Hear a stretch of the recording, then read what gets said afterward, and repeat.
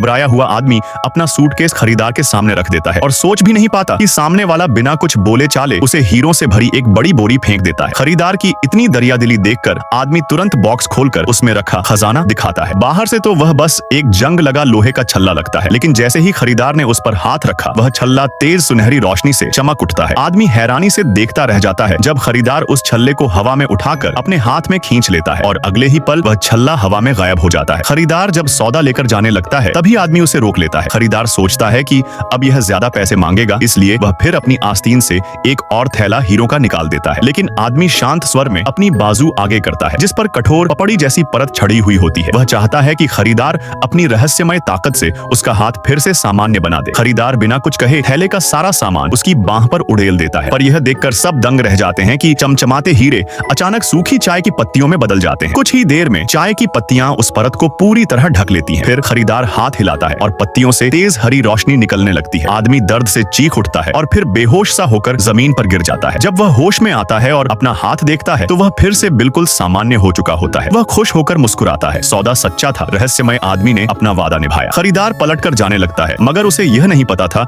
कि कोई रमेश नाम का शख्स पूरे वक्त उन्हें छिपकर देख रहा था। रमेश अचानक सामने आता है और बंदूक निकालकर खरीदार पर तान देता है, मगर रहस्यमय आदमी बस हल्के से हाथ हिलाता है और तभी अजीब नजारा होता है। बंदूक हवा में उठकर अपने आप टुकड़ों में टूट जाती है। इससे पहले कि रमेश कुछ समझे, रहस्यमय आदमी झटपट उसके सामने आकर उसे जमीन पर गिरा देता है। रमेश उठकर दोबारा लड़ने की कोशिश करता है, लेकिन वह उसका मुकाबला नहीं कर पाता। कुछ ही चालों में वह बुरी तरह हार जाता है। रहस्यमय आदमी उसे चोट नहीं पहुंचाता, बस एक झटके में गायब हो जाता है और इसी तरह वह उस जादुई छल्ले का असली मालिक बनकर हवा में ओझल हो जाता है। Subscribe for part 2।